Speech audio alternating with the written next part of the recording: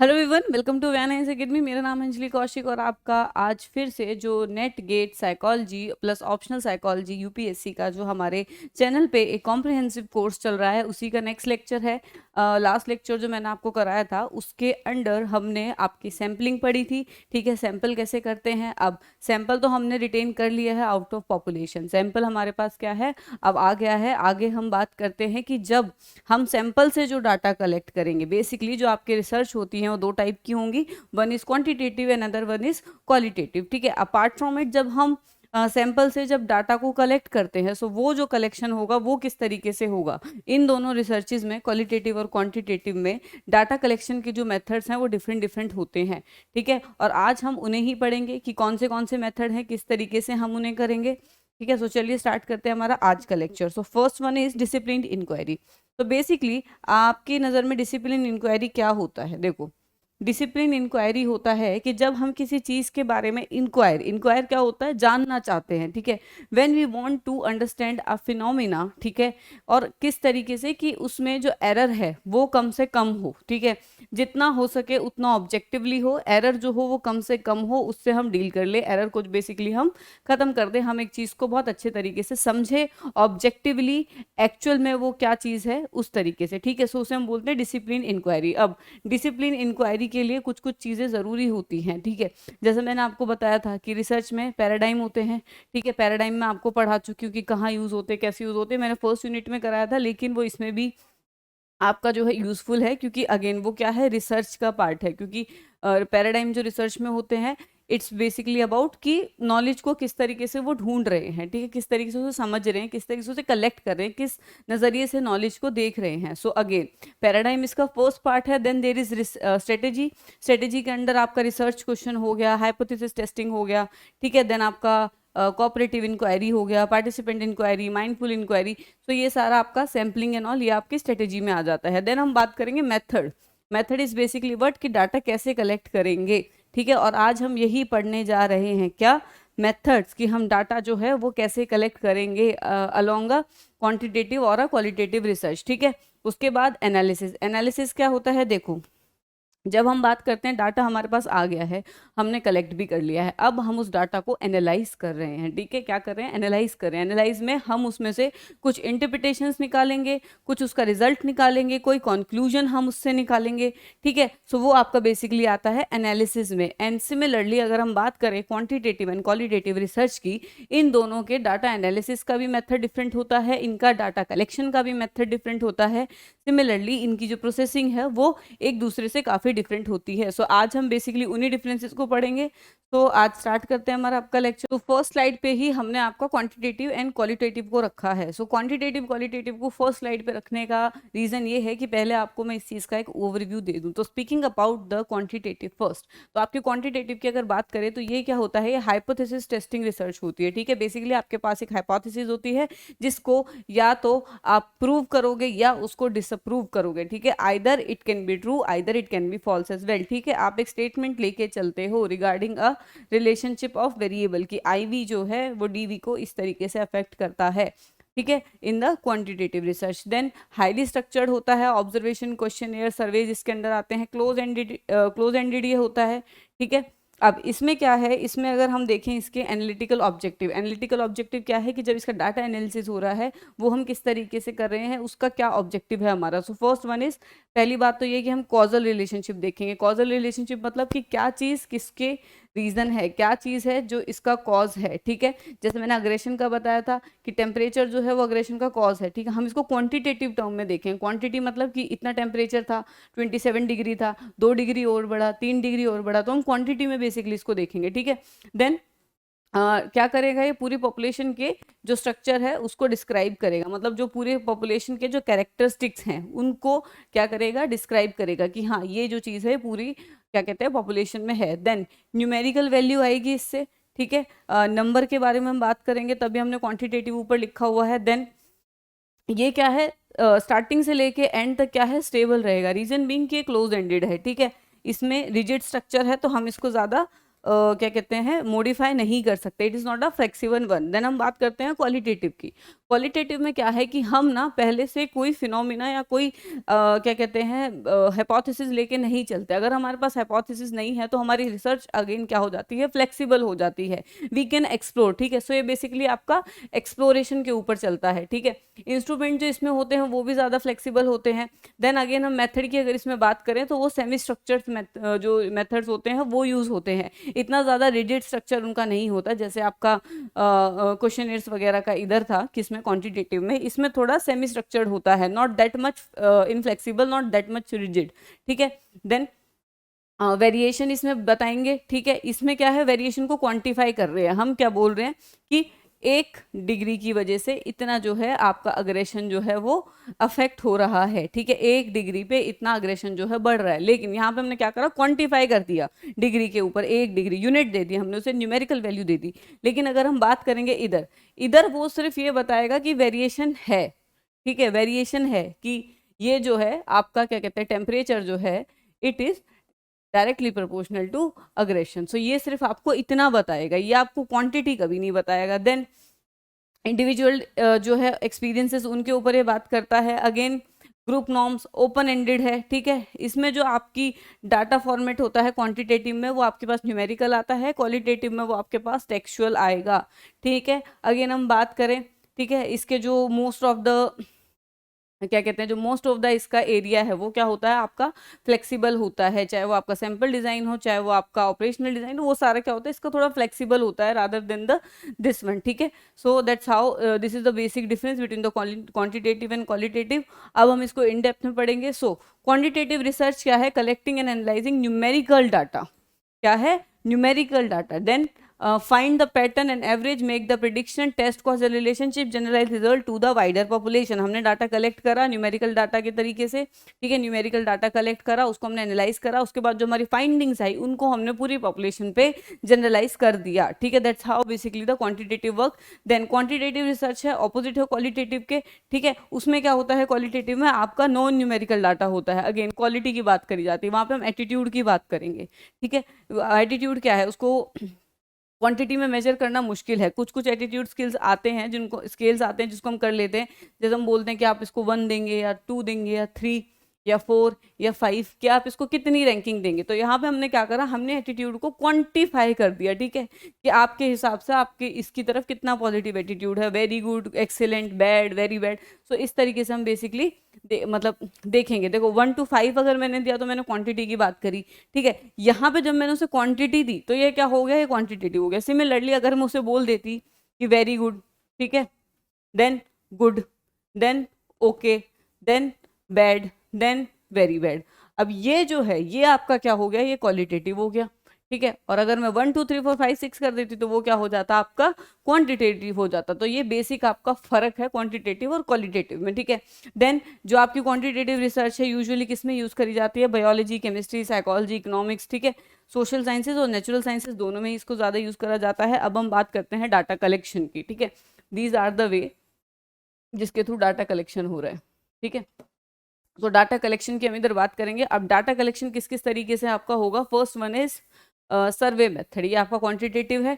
ठीक है, इसके अंदर क्या होगा कि सेल्फ एडमिनिस्ट्रेड और रिसर्च एडमिनिस्ट्रेड, दो तरीके का होगा, सेल्फ एडमिनिस्ट्रेड और रिसर्च एडमिनिस्ट्रेड। जैसे आपको कई बार देखा होगा कि रिसर्च वाले जो आते हैं वो आपसे नहीं क्वेश्चनेयर भरवाते, वो आपसे चीजें पूछते हैं और वो अपने क्वेश्चनेयर में टिक करते हैं, तो दैट इज रिसर्च एडमिनिस्ट्रेड। ठीक है, देन अगर हम बात करें सेल्फ एडमिनिस्ट्रेड की, जैसे आपको कोई सर्वे मिले, जैसे आपका क्या कहते हैं, यूजुअली आप अगर अभी यूट्यूब चलाते हो तो यूट्यूब पे भी आपका सर्वे आता रहता है। ठीक है, तो वो क्या है, वो आपका सेल्फ एडमिनिस्ट्रेड है। ठीक है, then self administered questionnaires are more common because they are easy to implement. ठीक है, जो सेल्फ एडमिनिस्ट्रेड है वो इजी है, आपको डायरेक्ट प्रोवाइड कर दिया, आप उसे फिल करके भेज दो।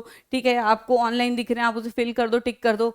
देन अगर हम बात करें रिसर्च वाले की, जो रिसर्चर जो है रिसर्चर एडमिनिस्ट्रेड है, उसमें क्या है कि रिसर्चर को घर घर जाना पड़ेगा, नहीं जाना पड़ेगा तो उसको लोग हायर करने पड़ेंगे जो उस रिसर्च को कंडक्ट कर सके। जैसे आपका पॉपुलेशन का होता है, पॉपुलेशन सेंसस जब भी होता है तो क्या होता है, गवर्नमेंट इतने सारे लोगों को हायर करती है, वो ऑन ग्राउंड क्या है आपका काम कर रहे होते हैं। ठीक है, वो घर घर जाके डाटा लेके आते हैं। ये आपका लिए, पीएम के लिए तो पॉसिबल नहीं है ना कि वो घर घर जाके डाटा लेके आए, ठीक है।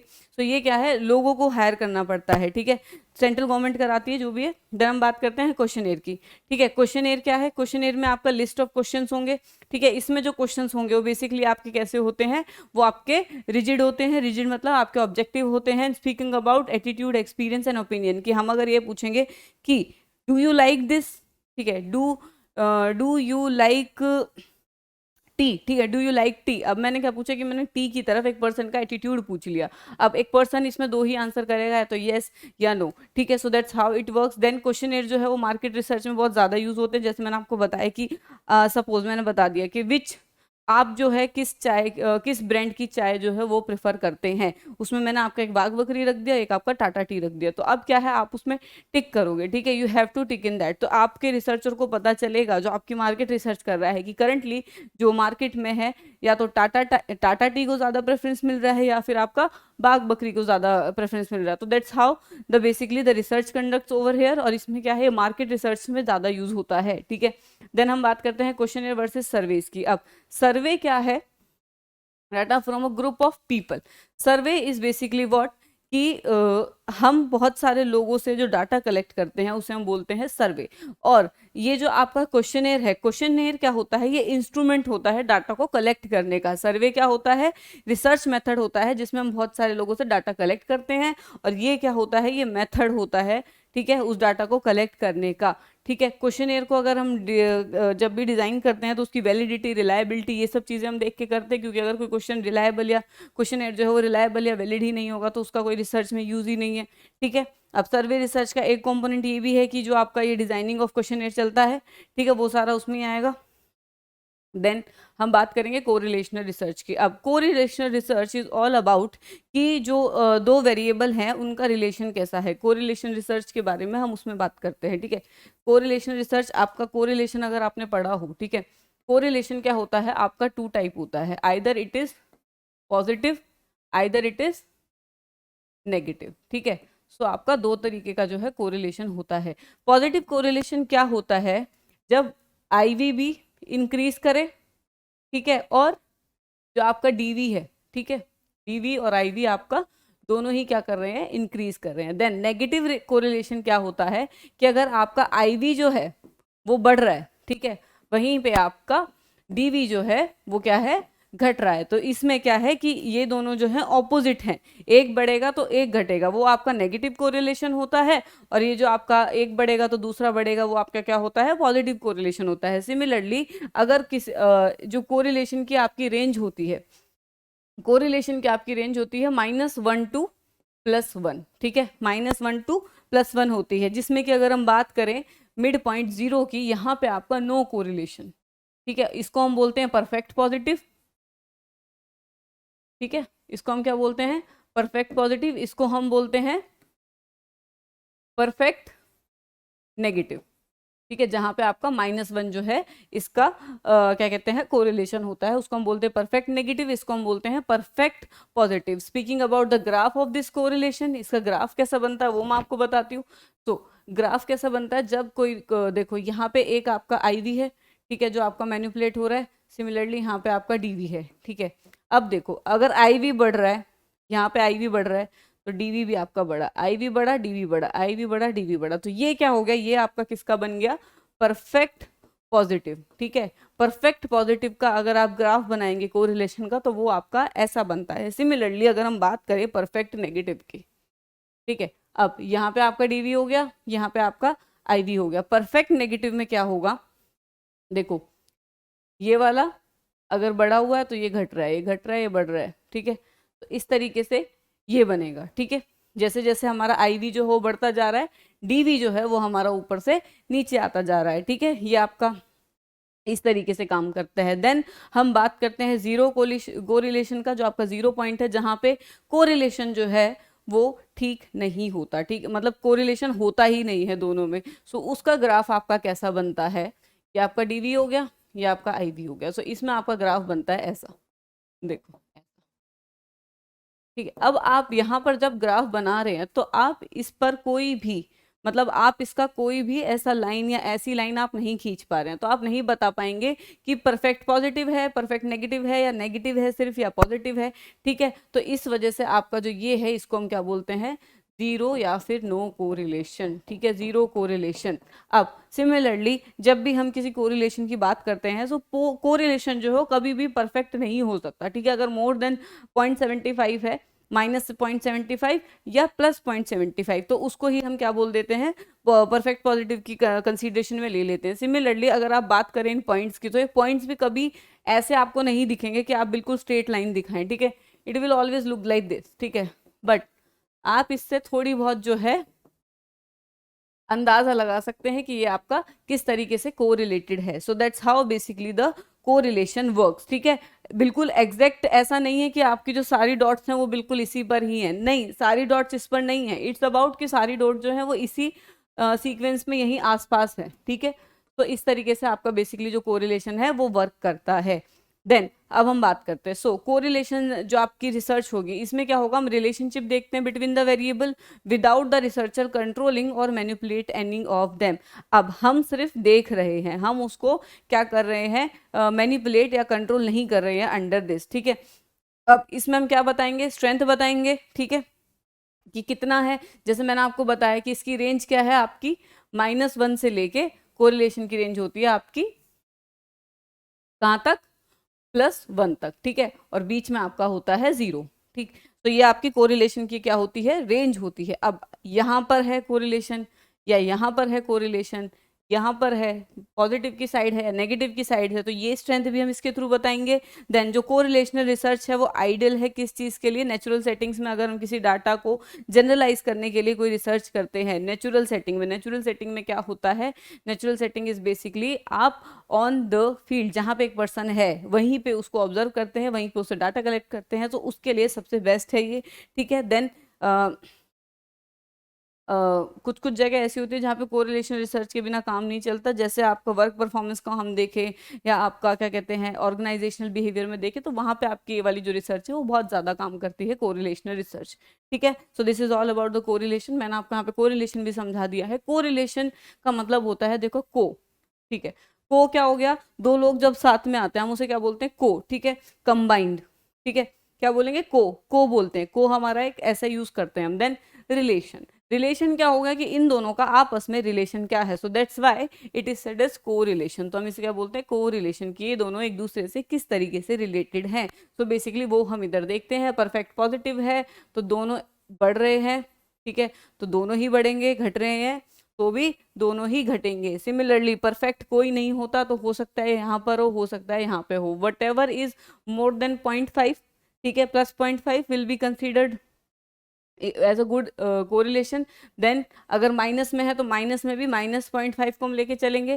ठीक है, so that's how it works. अगर नेगेटिव कोरिलेशन है तो वो नेगेटिवली डील करेगा एक दूसरे से। ठीक है, एक अगर बढ़ेगा तो दूसरा घट जाएगा, जिसको हम बोलते हैं इन्वर्सली प्रोपोर्शनल। सिमिलरली अगर पॉजिटिव कोरिलेशन है तो उसमें क्या होगा, एक बढ़ेगा तो दूसरा भी बढ़ेगा, तो उसको हम क्या बोलेंगे, directly proportional. So this is what basically the correlation is. ठीक है, कोरिलेशन की 3 ही जो आपकी मेजर ग्राफ्स हैं, ये आपसे कई बार पूछे भी जाते हैं कि कोरिलेशन स्टडी के जो आपके ग्राफ हैं वो क्या बताते हैं। आपको ग्राफ मिल जाएगा, ग्राफ के नीचे क्वेश्चन मिल जाएगा कि इससे आप क्या समझ रहे हैं कि कौन सा जो वेरिएबल है, मतलब जो वेरिएबल्स हैं वो आपस में कैसे कनेक्टेड हैं। सो अगर आपका ग्राफ ऐसे बन रहा है कि एक अगर बढ़ रहा है तो दूसरा घट रहा है, सिमिलरली ये आपका किसका हो गया है, नेगेटिव कोरिलेशन का। लेकिन अगर आपका ग्राफ ऐसे है कि एक बढ़ रहा है तो दूसरा भी बढ़ रहा है, तो ये आपका किसका हो जाता है, पॉजिटिव कोरिलेशन का। देन स्पीकिंग अबाउट दिस, जिसमें आप कोई लाइन ही नहीं खींच पा रहे हो, कुछ इंटरप्रेट ही नहीं कर पा रहे हो कोरिलेशन के बारे में, तो ये आपका क्या होता है, जीरो कोरिलेशन। ठीक है, आगे चलते हैं हम हमारी नेक्स्ट पे। अब एक्सपेरिमेंटल रिसर्च, तो देखो एक्सपेरिमेंटल रिसर्च क्या होती है, as I told experimental research वो होती है जिसमें IV DV दोनों होंगे, आपके इंडिपेंडेंट वेरिएबल होंगे प्लस आपके डिपेंडेंट वेरिएबल होंगे। Then there will be a control group and there will be a experimental group. Control group आपका कौन सा होता है, जिसमें हम देखो जब हम सैंपल को कलेक्ट किया, अब एक्सपेरिमेंटल रिसर्च में क्या होगा, मैनिपुलेशन ऑफ वेरिएबल होगा, ठीक है, और कॉज एंड इफेक्ट को हम बेसिकली देखेंगे कि क्या चीज जो है वो किसका कॉज है और कौन सा जो है वो इफेक्ट है, ठीक है। और इसमें क्या होगा, कंट्रोल मेथड होगा। देखो जब एक्सपेरिमेंटल की बात करते हैं, सो एक्सपेरिमेंटल इज ऑल अबाउट कि हम उस चीज को पूरे तरीके से क्या कर रहे हैं, कंट्रोल कर रहे हैं। सो यहाँ पे दो ग्रुप होते हैं आपका, एक होता है आपका कंट्रोल ग्रुप, दूसरा आपका होता है कौन सा, एक होता है आपका कंट्रोल ग्रुप, ठीक है, दूसरा आपका होता है एक्सपेरिमेंटल ग्रुप, ठीक है। एक्सपेरिमेंटल ग्रुप क्या होगा, देखो जिस चीज की हम मैनिपुलेशन देख रहे हैं, कंट्रोल ग्रुप में तो हम वो जो आपका ट्रीटमेंट है जिसका हम इफेक्ट देखना चाहते हैं वो देंगे ही नहीं, ठीक है, उसको हम सिर्फ कंट्रोल करके रखेंगे, उसमें हम कोई एक्सपेरिमेंट का जो आपका ट्रीटमेंट है वो हम उसको प्रोवाइड नहीं करेंगे जिसका हम इफेक्ट देखना चाह रहे हैं।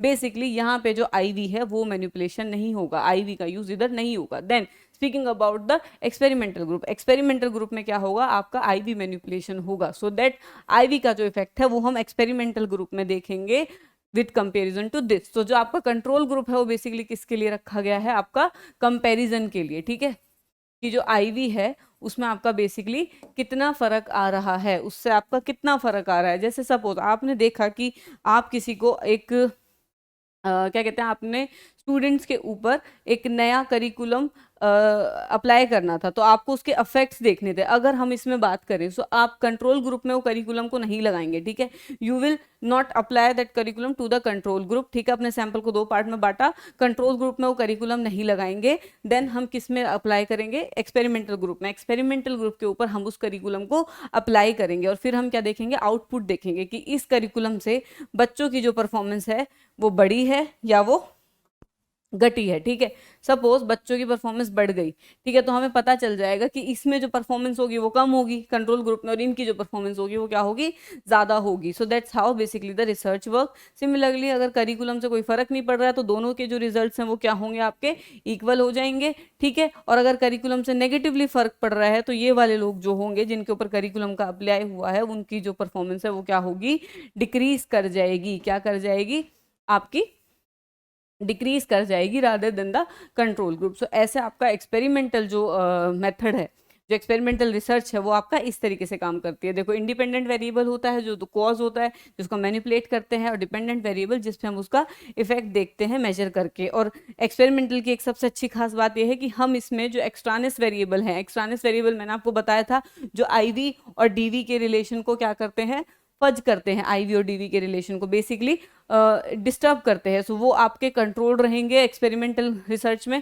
देन जो आपके एक्सपेरिमेंटल रिसर्च होती है तो इसमें जो फर्स्ट आपका है that is the field experiment. So field experiment में आपका क्या होता है कि फील्ड में आपका बेसिकली जैसे एक पर्सन है, एक पर्सन एक जगह पे काम कर रहा है अपनी नेचुरल सेटिंग में। एक ऑर्गेनाइजेशनल का आप एग्जांपल ले लो कि एक ऑर्गेनाइजेशन में हमें ये देखना है कि जो आपका बेसिकली हाइजीन फैक्टर है, ठीक है, वॉशरूम्स की हाइजीन हम ले लेते हैं, हाइजीन फैक्टर जो है वो किस तरीके से काम कर रहा है, ठीक है।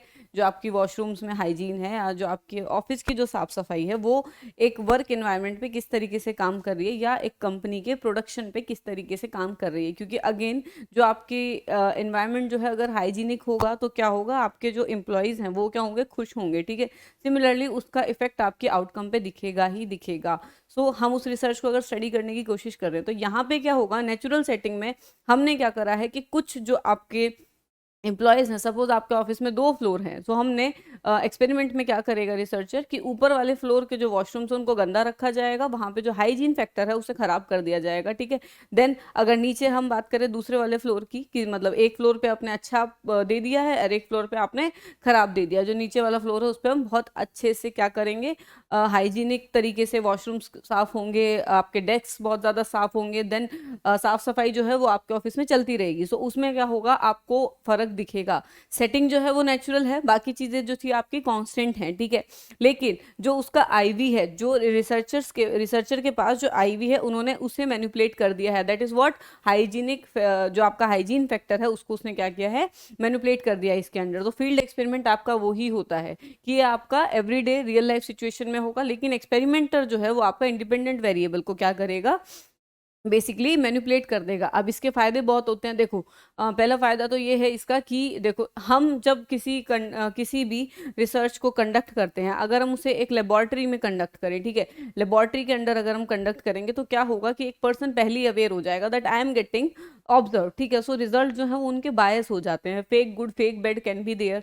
देन अगर हम बात करते हैं कि कोई चीज़ जो आपने लेबोरेटरी में प्रूव करी, अब उसकी एप्लीकेशन नेचुरल डे जो आपका नेचुरल लाइफ है उसमें उसको अप्लाई करना थोड़ा इम्पॉसिबल हो जाता है, क्योंकि डे टू डे जो आप लाइफ जो एवरीडे आपकी लाइफ है उसमें क्या है कि और भी बहुत सारे फैक्टर हैं जो साथ में आपके काम करते हैं। सो इसकी ये एक सबसे बड़ी पॉजिटिव चीज़ है कि ये नेचुरल सेटिंग में काम करता है। सिमिलरली आईवी को भी आप मैनिपुलेट कर रहे हो, पर इसमें एक दिक्कत ये होती है कि कंफाउंडिंग वेरिएबल्स भी होते हैं, ठीक है। कंफाउंडिंग वेरिएबल को कंट्रोल नहीं कर पाते जो हम आपके लेबोरेटरी सेटअप में कर लेते हैं। देन हम सेकंड की बात करेंगे, दैट इज नेचुरल एक्सपेरिमेंट। अब नेचुरल एक्सपेरिमेंट में क्या है, ठीक है, क्या कहते हैं एक्सपेरिमेंटर है वो आईवी को मैनिपुलेट नहीं कर सकता इधर, वो सिर्फ क्या करेगा, has no control over the independent variable as it occurs naturally in the real time. वो क्या है, रियल टाइम में आपका खुद होगा, ठीक है। खुद जो आपका, जैसे सपोज आपका फोबिया पे मैंने बताया, फोबिया पे कोई रिसर्च करनी है, ठीक है। क्लोस्ट्रोफोबिया है कोई पर्सन जो, claustrophobia is basically fear of small spaces. अब ये क्या है, ये आप खुद तो नहीं कर सकते, ठीक है। इस पे आपका कोई कंट्रोल तो नहीं है, आप उस पर्सन को बार बार एक बंद कमरे में, छोटे कमरे में तो नहीं लेके जाओगे, ठीक है। सो ये क्या है, ये आप देखोगे, नॉर्मली देखोगे कि वो कितना ज़्यादा है जो प्रिविलेंट है, ठीक है। आप आईवी को मैनिपुलेट इधर नहीं कर रहे हो, ठीक है। जब भी वो जा रहा है तब उसको हो रहा है। सो यहाँ पे आपका आईवी के पास क्या है, आपका आईवी को लेकर कोई भी कंट्रोल नहीं है, आईवी नेचुरली हो रहा है। जैसे सपोज अगर मेरे ऊपर कोई चिल्लाता है तो मैं हंसने लग जाती हूँ, ठीक है। सो ये क्या है, ये मेरा आईवी क्या हो गया इधर, इंडिपेंडेंट वेरिएबल क्या हो गया कि कोई मेरे ऊपर आकर चिल्ला रहा है नेचुरल सेटिंग में, ठीक है। देन डीवी क्या है कि मैं हंसने लग गई, ठीक है। सो ये बेसिकली आपका क्या हो गया, नेचुरल सेटिंग हो गई। अब इसमें क्या है कि मेरे ऊपर कब आके कौन चिल्लाएगा, किस रीजन से चिल्लाएगा, वो आपका एक्सपेरिमेंटर जो है वो उसको कंट्रोल नहीं करेगा। जब भी कोई आता है मेरे ऊपर चिल्लाता है, मैं हंसती हूँ, तो वो ऑब्जर्वेशन उसको लिख लेगा, उसको ऑब्जर्व कर लेगा। अपार्ट फ्रॉम इट वो उसे मैनिपुलेट नहीं करेगा, वो इंटेंशनली किसी को नहीं भेजेगा कि जाओ उसके ऊपर चिल्लाओ, उसका बिहेवियर मेरे को रिकॉर्ड करना है, ठीक है। सो वो ये चीज़ नहीं करेगा इधर। अगर वो ये चीज़ कर रहा है तो वो आपका फील्ड एक्सपेरिमेंट में चला गया, ठीक है, कि वो अपने आईवी को मैनिपुलेट कर रहा है। वो बार बार लोग भेज रहा है, कुछ लोग मेरे से प्यार से बात कर रहे हैं, कुछ लोग मेरे ऊपर चिल्ला रहे हैं, तो चिल्ला रहे हो तो मैं हंस रही हूँ, ठीक है।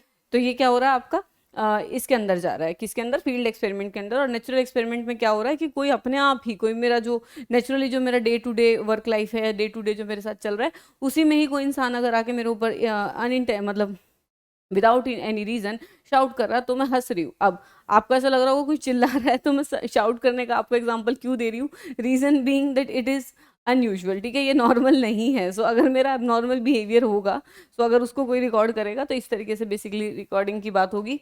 देन हम बात करेंगे क्वालिटेटिव मेथड की आगे, ठीक है। हाँ, क्वालिटेटिव मेथड आपका क्या होगा, इसके अंदर आप जो एनालाइज करेंगे डाटा को, उसमें आपकी वीडियोस होंगी, ठीक है। जैसे आपका न्यूमेरिकल डाटा यहाँ पे नहीं होगा, यहाँ पे आपका टेक्स्ट होगा, वीडियो होगा, ऑडियो होगा, ठीक है। सो उन चीज़ों को आप बेसिकली क्या करेंगे, एनालाइज करेंगे। और ये जो है काफ़ी ज़्यादा, इसमें आपको क्या चाहिए, एक्सपर्टीज चाहिए, ठीक है। आप अनकॉन्शियस चीज़ों को, जो चीज़ें उसमें लिखी हुई नहीं है, आप उनको इंटरप्रेट करते हो। जैसे आपका रोशाक इंक ब्लॉक टेस्ट है, उसमें क्या है, आप बेसिकली अनकॉन्शियस चीज़ों को रिवील करते हो कि एक पर्सन अपने दिमाग में क्या चीज़ सोच रहा है। तो यहाँ पे क्या है, जो रिसर्चर है उसकी एक्सपर्टीज बहुत हाई चाहिए, ठीक है, सो दैट जो उसके इंटरप्रिटेशन हो वो सही हो। देन इसमें क्या है, collecting analysing numeric data for statistical analysis, ठीक है। क्वालिटेटिव रिसर्च, क्वांटिटेटिव में हमने क्या करा था, न्यूमेरिकल डाटा को करा था, यहाँ हमने क्वांटिटेटिव के बारे में बात करी है। अब अगेन ये कहाँ पे यूज होती है, ह्यूमैनिटीज और सोशल साइंस में। वो आपका नेचुरल साइंसेज में यूज हो रहा था, नेचुरल साइंसेज और सोशल साइंसेज में, ये आपकी ह्यूमैनिटीज और सोशल साइंस में यूज होगी। तो अगेन आपकी anthropology, sociology, education, health sciences, history वगैरह में आपकी ये यूज होती है। तो first one is case study. Case study देखो, अगर आप क्लिनिकल साइकोलॉजिस्ट बनोगे, कल को अगर आप क्लिनिकल साइकोलॉजिस्ट बनोगे एमफिल करके, तो आपको केस स्टडी का पता चलेगा। केस स्टडी क्या होता है, हम एक पर्सन के बारे में उसका बर्थ से लेके टिल नाउ तक उसके बारे में सब कुछ जानते हैं। तो ये आपका बेसिकली इन डेप्थ एनालिसिस होता है, ठीक है। इन डेप्थ सिंगल केस, ठीक है, सिंगल केस का इन डेप्थ एनालिसिस होता है। वो किस तरीके से रोया था, किस तरीके से उसका फर्स्ट क्राई था, मतलब जब बच्चा पैदा होता है तो वो रोता है, तो उसका फर्स्ट क्राई था या नहीं था, उसके बाद उसकी लाइफस्टाइल क्या रही, उसका चाइल्डहुड अब्यूजिव रहा क्या, या उसकी फैमिली बैकग्राउंड कैसे है, उसकी पीछे जो पढ़ाई रही वो पढ़ाई कैसी रही, एनवायरमेंटल चीज़ें कैसी रही, कोई उसको उससे पहले कोई दिक्कत थी, कोई और बीमारी थी। सो वो क्या होता है, आपका केस स्टडी होता है। आप किसी भी एक इंडिविजुअल को या कोई भी एक केस उठाते हो और आप उसको इन डेप्थ बिल्कुल हिस्ट्री से लेके टिल नाउ तक पूरा उसको पढ़ते हो तो that will come under the case study, ठीक है। A case study is a detailed study of a specific subject such as a person, group, place, event, organisation, phenomena, चाहे वो फिनोमिना हो, चाहे प्लेस हो, चाहे इवेंट हो, चाहे ऑर्गेनाइजेशन हो, ठीक है। पर आप क्या करोगे बेसिकली उसे बैठ के बिल्कुल A to Z आप उसके बारे में सब कुछ पढ़ोगे, ठीक है, हिस्ट्री से लेके टिल नाउ, ठीक है। अब एक यूज कहाँ पे होगा, सोशल, एजुकेशन, क्लिनिकल और बिजनेस रिसर्च में। As I told clinical research, clinical psychologist अगर आप बनोगे, ठीक है। एजुकेशनल में भी आप करते हो ये चीज़ कि बच्चे का कैसा है, उसका इकोनॉमिकल बैकग्राउंड कैसा है, वो सोशो इकोनॉमिक स्टेटस क्या है, सब चीज़ें आप स्टडी करते हो तो उसके अंदर आप इसका यूज़ करते हो, बिजनेस रिसर्च में भी। देन केस स्टडी का research usually involve qualitative method, ठीक है, क्वालिटेटिव मेथड इसमें होता है, ठीक है। कभी कभी थोड़ा बहुत क्वांटिटेटिव इसमें यूज किया जाता है। Then case studies are good for describing, comparing, evaluating and understanding different aspects of a research problem. अब ये किसके लिए अच्छा है कि अगर आपको एक ही रिसर्च प्रॉब्लम के डिफरेंट एस्पेक्ट्स को अगर आपको डील करना है तो उसके लिए आप केस स्टडी का यूज करते हो। मेजरली केस स्टडी में क्या होता है, आपको एक केस का इन डेप्थ एनालिसिस मिलता है। तो देखो हमने बात करी क्वांटिटेटिव और क्वालिटेटिव, सो एक मेजर सा उसको डिफरेंस, आपको एक मेजर सा उसका डिफरेंस बताती हूँ। जहाँ हम बात करते हैं क्वालिटेटिव की, तो qualitative is about the depth, ठीक है। क्वालिटेटिव क्या होता है, ऐसे स्ट्रेच, जैसे आपका कोई टॉपिक है, सपोज कोई टॉपिक है, कोई भी टॉपिक है XYZ, उसको इन डेप्थ जब आप जानते हो, ठीक है, उसमें बिल्कुल स्टार्ट टू एंड, तो वो आपके मेथड उसमें यूज होते हैं किसमें, क्वालिटेटिव में। लेकिन जहां हम बात करते हैं क्वांटिटेटिव की, ठीक है, quantitative is about the area it covers, quantitative is more about the area it covers, ठीक है। सो ये एक चीज की इसकी अप्रोच थोड़ी हॉरिजॉन्टल हो जाती है, बहुत सारे लोगों को एक साथ ये क्या करता है, इन्वॉल्व कर लेता है क्वांटिटेटिव वाला।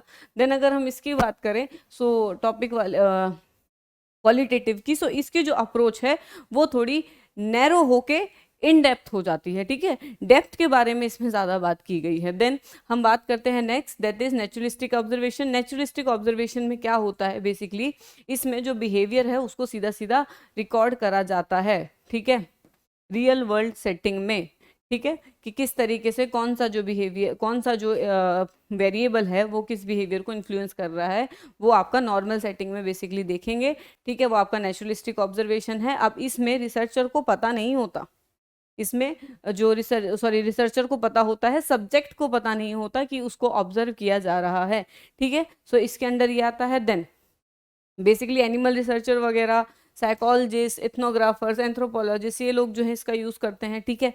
देन किसी भी बिहेवियर को क्या चीज़ जो है ट्रिगर कर रही है वो सारा आपका इसके अंडर आता है। जैसे सपोज कोई पर्सन है, अब अगेन नेचुरिस्टिक ऑब्जर्वेशन है, इसमें क्या था कि सपोज नेचुरिस्टिक ऑब्जर्वेशन, हाँ नेचुरिस्टिक ऑब्जर्वेशन क्या है कि सपोज मेरे को हर्पेटोफोबिया है, अगर मेरे को हर्पेटोफोबिया है तो herpetophobia is basically fear of reptile.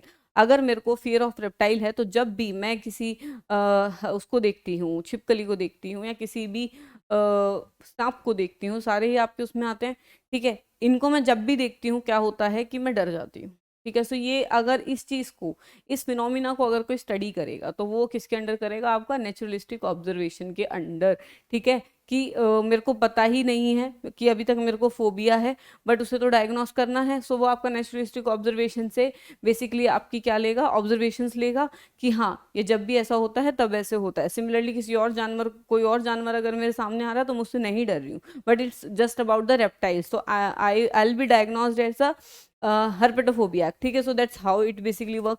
Then ethnography की बात करेंगे, इथनोग्राफी इज अबाउट कल्चर, ठीक है। कल्चर के बारे में हम इधर बात करते हैं, ठीक है। कल्चर क्या होता है, बेसिकली इसमें एथनोग्राफी में क्या होता है, किसी भी कल्चर के बारे में उसमें अंदर जाके उसके क्लोज, जो मतलब बिल्कुल ही क्लोज उनके लोगों से बात करके ऑब्जर्वेशंस लेके आना और उनको स्टडी करना। So ethnography is a type of qualitative research involves emerging yourself in a particular community और organisation to observe their behaviour and interaction up close, ठीक है, जितना हो सके उतना क्लोज, ठीक है। अब इथनोग्राफी क्या होती है, जो इथनोग्राफर्स होते हैं उनकी जो राइटिंग्स होती हैं उनको भी हम इथनोग्राफी बोलते हैं। देन ये किसके लिए इंपॉर्टेंट है, सोशल साइकोलॉजी के लिए, ग्रुप डायनेमिक्स वगैरह अगर हमें पढ़ना हो, किसी कल्चर को हमने पढ़ना हो, तब हम इसे बेसिकली करते हैं। देन एथनोग्राफी से ही रिलेटेड आपकी दो टर्म जो है वो और है, वन इज एटिक, ठीक है, and another one is emic. So here emic is about the culture, ठीक है, emic is about the culture and etic is more about the scientific things, ठीक है, साइंटिफिक थिंग्स या बेसिकली आपकी जो empirical चीजें हैं तो उनके बारे में अगर हम बात करेंगे so that will come under the attic thing, and अगर हम बात करेंगे एमिक की so that will come under the culture thing, ठीक है, जो भी आपका कल्चर है आपकी सोसाइटी से रिलेटेड है। ये जो क्वेश्चन है ये ऑलरेडी जो यूजीसी नेट है वो पूछ चुका है। देन लोग जो है इसको देख के कंफ्यूज हो जाते हैं क्योंकि ये जो वर्ड है आपको ज़्यादातर जो आपके टीचर्स है वो बताते नहीं हैं। So emic is basically what, it's about the related to culture, ठीक है, it's related to culture, and when speak about the etic, etic is more about the scientific things. So basically आपका जो ethnography थी वो आपकी इतनी ही है कि सोशल डायनामिक्स और इन सबको पढ़ने में ये ज़्यादा इंपॉर्टेंट होती है, इसके लिए ये आपकी यूज़ होती है। देन हम नेक्स्ट देखते हैं, next one is interview. As you know interview क्या है, क्वालिटेटिव रिसर्च मेथड है। इसमें क्या होता है, हम एक पर्सन से वन ऑन वन इंटरेक्शन करते हैं। इंटरव्यू बहुत बेसिक टर्म है। देन इंटरव्यू के भी आपके टाइप होते हैं, एक होता है आपका स्ट्रक्चर्ड, ठीक है, देन आपका होता है सेमी स्ट्रक्चर्ड, देन आपका होता है ओपन एंडेड या आपका अनस्ट्रक्चर्ड। सो इसमें भी क्या होता है, स्ट्रक्चर्ड में आपका बेसिकली होता है कि एक क्वेश्चन जो है उसका आंसर मिलेगा, देन हम दूसरा पूछेंगे, तीसरा पूछेंगे, चौथा पूछेंगे, और वो पूरा प्री डिफाइंड आपके सामने रखा होता है कि यही आंसर हमने पूछने हैं। सेमी स्ट्रक्चर्ड में क्या होता है, आपके पास एक स्टार्टिंग क्वेश्चन है, ठीक है, कुछ क्वेश्चन उसमें लिखे हुए हैं, लेकिन अगर आपको लगता है, ठीक है, कि आपको इसके बारे में कुछ और जानना है तो बीच में और क्वेश्चंस आ जाते हैं, ठीक है। जैसे सपोज किसी ने मेरे को बताया कि मैंने पूछा कि आप कहाँ पर रहते हो, तो उस पर्सन ने मेरे को बोला दैट मैं रहता हूँ सेंट्रल दिल्ली में, ठीक है, उन्होंने बताया सेंट्रल दिल्ली में रहता हूँ। अब मेरा क्वेश्चन जो है वो यहीं पे खत्म नहीं होता। अगर वो सिर्फ स्ट्रक्चर्ड होता इंटरव्यू तो मैं पूछती आप कहाँ रहते हो, तो वो बोलते मैं क्या कहते हैं सेंट्रल दिल्ली में रहता हूँ एंड दिस इज इट, मेरा क्वेश्चन जो यहीं खत्म हो जाता। लेकिन अगर सेमी स्ट्रक्चर्ड है तो इसमें क्या होगा, मैं पूछूंगी कि आप कहाँ रहते हो, अगर पर्सन ने बोला सेंट्रल दिल्ली में, सो आई विल क्रॉस क्वेश्चन, ठीक है, वहाँ क्यों रहते हो, वहाँ किसी कौन सी फैसिलिटीज है जो आपको पसंद है, ठीक है, क्या क्या चीजें हैं वहाँ, तो आई विल कीप क्वेश्चनिंग, ठीक है, इसके बाद मैं और भी क्वेश्चन से पूछती रहूंगी। तो यहाँ पे क्या है, आपका एक सेमी स्ट्रक्चर है, आपको डायरेक्शन मिला, डायरेक्शन के बाद आपने ही क्वेश्चन जो है बाकी के पूछने हैं।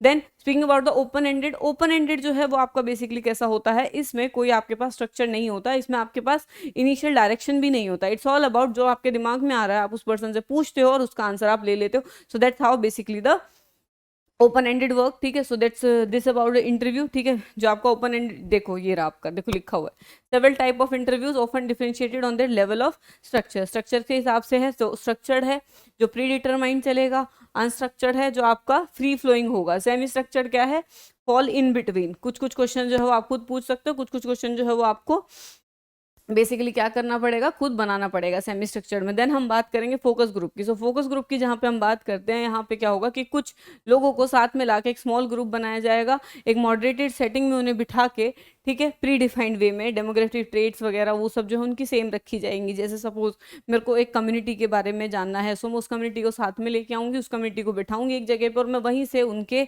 जो पॉइंट ऑफ व्यूज हैं उनके बारे में पूछूंगी। There can be conflicting views in between the focus group as well, ठीक है। So that's how it will work, ठीक है। अब ये भी किसके लिए है, आपका ग्रुप डायनामिक्स को जानने के लिए है, किसको जानने के लिए, ग्रुप डायनामिक्स को जानने के लिए, ठीक है। Then answers to focus group question and even their body language can guide future research on consumer disease and products services controversial topics। अब अगेन मैंने जैसा आपको बताया कि सपोज ये जो आपने देखा है, ये जो न्यूज़ पे आजकल बहस बहुत होती है, ठीक है, डिस्कशंस को लेके बैठते हैं, एक प्रॉपर डेढ़ डेढ़ दो दो घंटे कुछ भी घटना होती है उसके ऊपर प्रवक्ता जो है वो आ जाते हैं, स्पीकर एक पर्टिकुलर कम्युनिटी के है, एक पर्टिकुलर पॉलिटिकल पार्टी के, वो लोग आ जाते हैं और वो क्या करते हैं, वहाँ पे बैठ के कॉन्टिन्यूसली बहस कर रहे होते हैं। तो ये क्या है, आपका फोकस ग्रुप है। आप क्या कर रहे हो, बेसिकली डिस्कशन वहाँ पे चल रहा है, ठीक है। और डिस्कशन क्या है, उसमें कॉन्ट्राडिक्टरी भी हो सकते हैं, सही भी हो सकते हैं, सेम भी हो सकते हैं। तो ये that's how it basically works, ठीक है। Then focus group are often used in marketing, marketing में यूज होता है, सोशल साइंस में यूज होता है, लाइब्रेरी साइंस में यूज होता है रिसर्च के लिए, ठीक है। So that's how it works. Then हम बात करेंगे फिनोमिनोलॉजी की। फिनोमिनोलॉजी में क्या है, क्वालिटेटिव रिसर्च प्रोग्राम है, एक फिनोमिना जो हो रहा है वो जिस तरीके से हो रहा है उसको एज इट इज ऑब्जर्व किया जाता है इन डेप्थ, ठीक है, किसी भी एक फिनोमिना को, ठीक है। approach that seeks to understand and describe the universal essence of phenomena. This approach investigates everyday experiences of human being while suspending the researcher preconceived assumption about the phenomena. Again, जो phenomenology दी थी आपकी, उनका मैंने आपको पहले भी पढ़ा है कि उन्होंने बेसिकली आपका क्या बोला था कि आप एक चीज़ को तभी ढंग से पढ़ पाओगे जब एक पर्सन का जो खुद का प्री कंसीव्ड नोशन है उसको आप हटा दोगे। जैसे मैंने आपको सूर्य का उसका बहुत अच्छा एक एग्जाम्पल दिया था कि अगर हम इंडिया की बात करेंगे तो वी विल कॉल इट सूर्य देव और चंद्रदेव। देन अगर हम बात करेंगे वेस्टर्न की, वेस्टर्न में क्या है, they will call it sun. Then अगर हम बात करेंगे इन दो, अगर हम अपने कल्चर को हटा देंगे, ठीक है, कल्चर को, जो कल्चर बायस है, जो हमारा प्री कंसीव नोशन है कि सूर्य जो है वो देव है, अगर मैं उन चीज को हटा दूंगी तो मैं भी उसको सन और मून कह के बात करूंगी। सो that's how basically the thing works under their, ठीक है। तो फिनोमिनोलॉजी यही आपका बोलती है, क्या बोलती है कि किसी भी फिनोमिना को अनबायस्ड होकर पढ़ने के लिए आपको क्या कहते हैं, अपना जो कल्चर है या आपके जो प्री कंसीव्ड जो आपके बिलीफ्स हैं उन सबको छोड़ के आगे बढ़ना पड़ता है। अगेन फिनोमिनोलॉजी आपका नेचुरल साइंसेज में बहुत ज़्यादा यूज होता है। Similarly interpret, feeling of perception, belief, ठीक है, इन सबको पढ़ने में आपको हेल्प करेगा, ठीक है। सो फिनोमिनोलॉजी का रिसर्च आपके इसके अंदर आता है। देन हम देखते हैं डाटा एनालिसिस। अब डाटा एनालिसिस में क्या होता है, ये क्वालिटेटिव डाटा, मैंने आपको बताया था पीछे भी, डाटा एनालिसिस जो क्या कहते हैं क्वांटिटेटिव का होता है। क्वांटिटेटिव के अंदर क्या था बेसिकली, वहाँ पे आपका जो डाटा एनालिसिस होता है वो टेबुलेशन इन सब के उसमें होता है। टेबुलेशन करेंगे, चाहे चार्ट्स बनाएंगे, पाई चार्ट्स बनाएंगे, तो उस तरीके से हम फाइनली एक डाटा एनालिसिस करके कुछ चीज़ों को इंटरप्रेट कर देंगे, ठीक है। हाइपोथेसिस हमारे पास उधर होगी। देन हम बात करते हैं इसके डाटा एनालिसिस की, क्वालिटेटिव की। तो क्वालिटेटिव डाटा एनालिसिस में क्या होगा, नॉन न्यूमेरिकल इन्फॉर्मेशन होती है हमारे पास, जैसे transcript, notes, video, audio recordings. अब इन सबको जब हम एनालाइज करते हैं तो पहला, इनको हम नॉर्मली एनालाइज नहीं कर सकते, इनका हम टेबुलेशन नहीं कर सकते, इनको हम येस और नो में नहीं बांट सकते। यहाँ पे क्या है, आपके पास स्टेटमेंट्स हैं, आपको उन्हें एनालाइज करना है, आपको उन्हें इंटरप्रेट करना है। तो यहाँ पे जो आपकी अप्रोच है डाटा एनालिसिस की, वो आपकी कैसे हो जाती है, वो हो जाती है आपकी क्वालिटेटिव। आपको उस डाटा की क्वालिटी को एनालाइज करना है। सो इसमें first one is content analysis, second is narrative analysis, third one is discourse analysis, fourth one is आपका framework analysis, and fifth one is your grounded theory. So speaking about the content analysis, content analysis में क्या होता है कि जो भी आपका verbal and behavioural data होता है उसको हम क्लासीफाई, समराइज करके टेबुलेशन करते हैं डाटा का, ठीक है, और उसके थ्रू हम अपनी इंटरप्रिटेशन जो है वो लेके आते हैं। देन हम बात करते हैं नरेटिव एनालिसिस की। नरेटिव एनालिसिस में क्या होता है कि जो चीज़ें हमने सुनी, देखो जैसे आपके सिगमंड फ्रूड करते थे, सिगमंड फ्रूड जी जो थे, इन्होंने जब भी अपना जो इन्होंने डायरी मेंटेन करी रिगार्डिंग अ पर्सन, जो ये आपका जो आपका ये फ्री एसोसिएशन टेस्ट करते थे, या जो आप एक पर्सन को बिठा देते थे और उसका सिर्फ सुनते रहते थे कि आप बोलते रहो बोलते रहो बोलते रहो। तो उसमें क्या होता था कि बेसिकली ये जब चीज़ें लिखते थे, ये शाम में घर आके उन सब चीज़ों को क्या करते थे, लिख देते थे अपने डायरी में, ठीक है, और उसके बाद उसका एनालिसिस करते थे। तो वो आपका क्या हो गया, बेसिकली नरेटिव एनालिसिस हो गया, ठीक है। Reformulation of story presented by the respondents taking into the account context of each case, different experiences each respondent, ठीक है, हर किसी का अपना एक्सपीरियंस है, हर किसी ने एक अलग तरीके से रिस्पॉन्ड करा है। जैसे मैंने आपको बताया कि सिगमंड फ्रूड जो थे वो इसी तरीके से करते थे, और यही इनकी जो आपकी थ्योरी है उसका एक मेजर ड्रॉबैक भी माना जाता है, क्योंकि अकॉर्डिंग टू द पीपल जो उनके जो उनको क्रिटिसाइज कर रहे थे, उन्होंने बोला था कि इट इज़ नॉट पॉसिबल कि एक पर्सन को सारी चीज़ें जो बोली गई हैं वो चीज़ें याद हों, ठीक है। तो कुछ चीज़ें हो सकता है वो भूल गए हो, मोर ओवर इतने टाइम अगर दिमाग में वो चीज़ है, आपने लिखी नहीं है, एक तो it is a subject to forgetting. Apart from it, हो सकता है आपकी जो बायसनेस है वो भी इसमें इंक्लूड हो गई हो ड्यूरिंग दैट टाइम, ठीक है। सो आपका जो डाटा है हो सकता है वो ऑलरेडी आपने बायस ही लिखा हो। So that's how it works. Then इसमें क्या है, नरेटिव एनालिसिस में क्या होगा, जो आपका प्राइमरी क्वालिटेटिव डाटा था बाय द रिसर्चर, जैसे जो सिगमंड फ्रूड जी को स्टोरीज जो सुनाई गई उन्होंने वो लिखी, अब उन स्टोरीज के ऊपर जो रिप्रेजेंट बेसिकली जो उन स्टोरीज का जो आपका एनालिसिस हो रहा है, जो उसके ऊपर और ज़्यादा इंटरप्रिटेशंस आ रही है, वो आपका आएगा नरेटिव एनालिसिस में। देन डिस्कोर्स एनालिसिस क्या होता है, जो आपका नॉर्मल क्या कहते हैं नेचुरली ऑकरिंग जो टॉक होती है, जैसे हमारा जो डिस्कशन होता है, हम किसी से बात कर रहे हैं जिसे हम संवाद भी बोलते हैं, we are talking to someone, discourse is basically what, संवाद, ठीक है, बातचीत। तो जो बातचीत हो रही है उसका analysis that comes under the discourse analysis. Then framework analysis, framework analysis क्या है? That consist of several stages. इसके अंदर बहुत सारी स्टेजेस होती हैं कि हम पहले तो हम कंटेंट के साथ फैमिलराइजेशन करेंगे कि ये क्या है, किस बारे में है, क्या इसमें बोला गया है। देन आइडेंटिफाई करेंगे उसकी थीम्स को कि अच्छा इस बारे में बात हो रही है। जैसे हमने कोई बात पढ़ी, उसमें एक हमने, देखो इसका एक एग्जांपल बताती हूँ फ्रेमवर्क एनालिसिस का।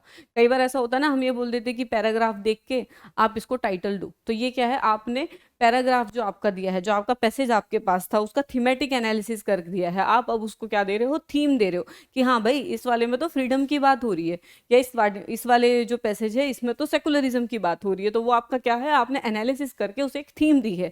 तो ये बेसिकली उसी तरीके से काम करेगा। पहले डाटा पढ़ा, उसको दिमाग में समझा, उसको फैमिलराइज करा, देन क्या करा, आइडेंटिफाई करके उसे थीमेटिक फ्रेमवर्क में डाल दिया कि हाँ भाई इसकी थीम ये है। Then coding, charting, mapping, interpretation, और फाइनली क्या है, उसको कोड करा। चार्ट मतलब जो चार्ट वगैरह आपका पाई चार्ट वगैरह अगर आपको बनानी है तो वो आपने बनाई, कितने लोग इस साइड हैं, इतने लोग इस साइड हैं, ठीक है, वो सब करा। देन उसकी मैपिंग की और उसको इंटरप्रेट कर दिया कि हाँ भाई इतने लोग जो है इस चीज़ की सपोर्ट में है और इतने लोग जो है वो इस चीज़ के सपोर्ट में है। सपोज इतने लोग जो है फ्रीडम को ऐसे कंसिडर करते हैं और ये जो कुछ परसेंट लोग हैं वो फ्रीडम को इस तरीके से कंसिडर करते हैं, ठीक है। So that's how basically it works. Then grounded theory की बात करेंगे। अब ग्राउंडेड थ्योरी में क्या होता है, सबसे पहले आपका एक एम्पिरिकल डाटा लिया जाता है, ठीक है। इसमें क्या होता है, सबसे पहले आपका एम्पेरिकल डाटा होगा, एक वो छोटे लेवल पे एक रिसर्च को कंडक्ट करेंगे, ठीक है। स्टार्टिंग में हाइपोथेसिस लेंगे, उसे कंडक्ट करेंगे, ठीक। अब उसके जो रिजल्ट आ गए उसको हम कंपेयर करते रहते हैं बाकी की पॉपुलेशन के साथ कि कहाँ तक वो जो है वो रिलायबल है, ठीक है। उसको क्या करते हैं, कंपेरिजन स्टडी बेसिकली है। इसको मैंने बहुत अच्छे से यहाँ पे लिखा हुआ है। Grounded theory is a systematic qualitative research method that collect empirical data. First empirical data collect करा and then creates a theory grounded in the result. अब देखो इसका एग्जांपल मैंने आपको स्टार्टिंग से एक एग्जांपल दिया हुआ, that is temperature is directly proportional to aggression, ठीक है। वही इधर लेके चलेंगे। अब सपोज मैंने कुछ लोगों के ऊपर वो चीज कंडक्ट करी, एम्पेरिकली कंडक्ट करी and it has been proven true. मेरी जो रिसर्च थी वो क्या हो गई है, ट्रू हो गई है, ठीक है। इट इज ट्रू नाउ, ठीक है। सो इट इज क्लियर, ये मेरे रिजल्ट हैं। अब मैं इस रिसर्च को थ्योरी बनाने से पहले और लोगों के ऊपर चेक करूंगी। चेक कैसे करूंगी, ये मेरा रिजल्ट जो है वो ट्रू आ गया। अब मैं बाकी सबके साथ इसी चीज को कंपेयर कर करके इसको क्या करते हैं, बेसिकली रीचेक करती रहूंगी कि हाँ सही है, सही है, सही है, हाँ सच में जो है ये दोनों चीज जो है रिलेटेड है, टेम्परेचर और एग्रेशन, और ये क्या है, पॉजिटिवली रिलेटेड है। तो मैं इस तरीके से इस चीज को रीचेक करती रहूंगी और फाइनली मैं एक थ्योरी बनाऊंगी ग्राउंडेड ऑन द रिजल्ट। ऐसा नहीं कि मैंने सिर्फ डायरेक्ट जो है करा और उसके ऊपर थ्योरी बना दी, नहीं। ग्राउंडेड थ्योरी पे क्या होगा, जो मेरे इंपेरिकल रिजल्ट्स हैं मैं उनको एक बार नॉर्मल पॉपुलेशन में ले जाकर ट्राई करूंगी, उनको कंपेयर करूंगी और कंपेयर करके जो मेरी फाइंडिंग्स आएगी उसके ऊपर बेस्ड मैं क्या बनाऊंगी, अपना रिजल्ट बनाऊंगी, अपनी इंटरप्रिटेशन बनाऊंगी। सो that's how basically it works. आप इसको एक बार पढ़ लीजिएगा, ठीक है। स्क्रीनशॉट लेने के लिए आपके पास स्पेस है तो इसका स्क्रीनशॉट भी ले सकते हैं, आप पढ़ लीजिएगा। देखो इसमें ये हुआ, एम्पेरिकल था, रिसर्च क्वेश्चन था पहले, थ्योरेटिकल सैम्पलिंग की, ठीक है, डाटा कलेक्शन, कोडिंग प्रोसेस।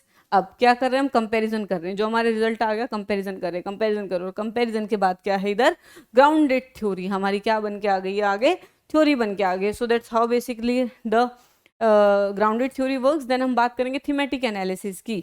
सो थीमेटिक एनालिसिस के अंडर आपका क्या होता है, इसके अंडर जब आप किसी टेक्स्ट को एनालाइज कर रहे होते हैं, ठीक है, किसी क्वालिटेटिव डाटा को जब आप एनालाइज कर रहे होते हैं, जैसे कि आपका इंटरव्यू या ट्रांसक्रिप्ट हो गए, ठीक है। सो थीम्स होती हैं, कुछ कॉमन टॉपिक्स होते हैं, जैसे मैंने आपको बताया कि आप अगर किसी आपको एक पैसेज दे और हम आपको बोलें कि इसको पढ़ो, ये जो पर्सन है किस बारे में बात कर रहा है, ठीक है। अब आप उस पैसेज को पढ़ के बता सकते हो कि ये फ्रीडम के बारे में बात है, या ये सेकुलरिज्म के बात है, या ये रिलीजन क्या कहते हैं रिलीजन के ऊपर बात है, ये हिंदू के बारे में बात कर रहा है, मुस्लिम के बारे में बात कर रहा है। तो आप अगर उसे पढ़ोगे तभी आप उसको एक थीम दे सकते हो, ठीक है। तो that will come under the thematic analysis. कोई भी topic, idea, patterns, meaning that comes repeatedly. अब अगेन अगर फ्रीडम की बात हो रही है तो लिबरलाइजेशन की बात होगी, ठीक है। Then expression, freedom of expression की बात होगी। सो आप देखोगे कि ये चीज़ जो है बार बार रिपीट हो रही है, बैक टू बैक एक ही चीज़ बोली जा रही है जो समवेयर फ्रीडम से रिलेटेड है। सो दिस पैसेज या this content is relating to freedom, this is under the theme of freedom. So that's how it will work, ठीक है। बट अब इसके जो है आपके बेसिकली 6 स्टेप होते हैं, ठीक है, 6 स्टेप होते हैं। 6 स्टेप के अंदर हम सबसे पहले देखेंगे कौन से होते हैं। First one is familiarising yourself with data. देखो जब भी आप पैसेज सॉल्व करते हो, सबसे अच्छा एग्जांपल है, आपके पास पैसेज आते हैं, हर एग्जाम में पैसेज आते हैं। अगर आप यूजीसी नेट में भी पेपर दोगे तो आपको जो रिसर्च है, रिसर्च में आपको पैसेज ही मिलता है, ठीक है। सो पैसेज ही आपको मिलता है। सो देखो अब जब पैसेज आपके सामने होता है, सिमिलरली आपका पेपर 1 में भी पैसेज आता है, इंग्लिश का कॉम्प्रीहेंशन, ठीक है। पैसेज आपके सामने आता है, आप उसका एनालिसिस करते हो, आप उसे पढ़ोगे, एक बार पढ़ोगे, 2 बार पढ़ोगे, 3 बार पढ़ोगे। पहले आप क्या करोगे, उसको डाटा जो है आपके पास, उसको खुद से क्या करोगे, फेमिलराइज करोगे कि ये किस बारे में है, क्या लिखा हुआ है, तभी आप उसको कुछ एनालिसिस कर सकते हो, तभी आप उसका कुछ आंसर दे सकते हो। आप इसको एक हाइपोथेटिकल सिचुएशन लेके चलो, क्योंकि एग्जाम में इतना टाइम आपके पास नहीं होता कि आप रीचेक करोगे, ये करोगे, वो करोगे। हाइपोथेटिकल सिचुएशन लेके चलो, ठीक है। सो इसके अंदर आपका क्या होगा कि बेसिकली एक बार एनालाइज करा, 2 बार एनालाइज करा, 3 बार देखा, पहले हम उसे पढ़ते रहेंगे, ठीक है। पढ़ते रहे, एक एक दो चीज की हमें आंसर पता चली कि अरे इसमें फ्रीडम का वर्ड आ रहा है, अरे इसमें सेकुलरिज्म का वर्ड आ रहा है, अरे ये कुछ वर्ड्स जो है इसमें आ रहे हैं। तो हमने इनिशियल जो आपकी जो थी कि आपका सेकुलरिज्म है इसमें, देन आपका फ्रीडम है इसमें, हमने अपनी इनिशियल थीम्स को नोट कर लिया। तो that comes under your first step. Then generating initial code. अब इनिशियल कोड के अंदर क्या आ गया कि सिस्टमेटिक फैशन से हमने पूरे डाटा को एक रेलेवेंट तरीके से कोड कर लिया है कि देखो ये जो है ये इसके अंदर चला गया, ये सारी जो बात हुई है फ्रीडम की बात हुई, और ये सारी जो बात हुई है आपकी सेकुलरिज्म की बात हुई है, आपने उसको दोनों पार्ट में बांट दिया, ठीक है। Then searching for the themes. अब हम देखेंगे कि ये तो हमारी थीम जो थी, ठीक है। अब कोई और पोटेंशियल थीम है इसके अंदर, क्या हम इसको, अगर देखो क्या हम इसको कोई अपर एम्बिट में डाल सकते हैं, ठीक है, लिबरल के तरीके से डाल सकते हैं, कोई और थीम इसके अंदर आ सकते हैं, तो हम इसको रीथिंक करेंगे यहाँ पे, ठीक है। कोड में पोटेंशियल थीम्स देखेंगे कि इन सबको इकट्ठा करके और कौन सी थीम बन सकती है। हो सकता है कॉन्स्टिट्यूशन के बारे में लिखा हुआ हो, क्योंकि कॉन्स्टिट्यूशन के बारे में अगर लिखा होगा तो प्रियम्बल में आपके वर्ड्स मेंशन है। सो अगेन आप देखोगे कि अरे ये कॉन्स्टिट्यूशन से रिलेटेड है क्या paragraph. Then checking the themes work in relation to the coded extract and the entire data set generating the thematic map of the analysis। अब इसके बाद क्या करेंगे, थीमेटिक मैप बना देंगे। थीमेटिक मैप में क्या होगा कि एक साइड पे आपका एक, दूसरी साइड पे आपका 2, तो इसके तरीके से हम पूरे को क्या करेंगे, डिफाइन कर लेंगे। अब ऑनगोइंग एनालिसिस चलता रहेगा, तो इसके बाद नए नए जो डेफिनेशन है, नए नए जो आपका सेट है वो आपका निकल के आ रहा है डाटा को, और आप इंटरप्रेट कर रहे हो। एंड फाइनली एक टाइम ऐसा आएगा जहाँ पे आपका डाटा जो है पूरे तरीके से आप इंटरप्रेट करके एक लिटरेचर में उसको क्या है चेंज कर सकते हैं, ठीक है, जिसके अंदर आपका क्या आता है, ये मेजर जो आपकी रिपोर्ट राइटिंग आपकी यहाँ पे आएगी, ठीक है। जो भी आपको उससे डाटा मिला, आपको लगा that it is related to secularism और it is related to freedom only, या ये प्रियम्बल का एक पार्ट था, they are trying to teach us a part of preamble, ठीक है। सो हम क्या करेंगे, बेसिकली वो चीज़ लिख देंगे कि ये तो आपका कॉन्स्टिट्यूशन ऑफ इंडिया के प्रियम्बल का पार्ट है, और उसमें आपने ये चीज़ मेंशन हो रखी है, which means this means this, और इस तरीके से आप फाइनल एक डाटा को एनालाइज करके उसके जो आंसर्स हैं वो आप लिख देंगे। सो that's how basically the thematic analysis works, ठीक है। तो आज के लिए आपका इतना ही था। Thank you, that's all for today. Me Anjali Kaushik. Apart from it जो हमारा कोर्स है, प्लीज़ आप उससे जुड़िए, आप उसको पढ़िए, फ्री में हम अभी प्रोवाइड कर रहे हैं, और हम ऑफलाइन जो क्लासेस है वो भी हम अब स्टार्ट कर रहे हैं। ऑलरेडी क्लासेस हैं, बट नया बैच जो है वो स्टार्ट होने जा रहा है। इसी के साथ साथ क्रैश कोर्स भी आएगा आपका, तो क्रैश कोर्स आपका शायद से आपका दिसंबर तक हम स्टार्ट कर देंगे, एज़ पर द जो भी आपका नेट की जो नोटिफिकेशन आती है यूजीसी नेट की या गेट की, उसके हिसाब से हम दिसंबर में स्टार्ट कर देंगे आपका क्रैश कोर्स, जिसके अंदर आपको हम पूरी जो साइकोलॉजी है वो कराने की कोशिश करेंगे, अलॉन्ग विद द PYQs और along with the question practice, ठीक है। So that's all for today. आज के लिए इतना ही, मिलेंगे आपसे नेक्स्ट लेक्चर में। अगेन वो लेक्चर भी आपका अभी रिकॉर्ड हो जाएगा, लेकिन आपको मिलेगा कल या परसों, ठीक है। सो टिल देन, मी अंजलि कौशिक।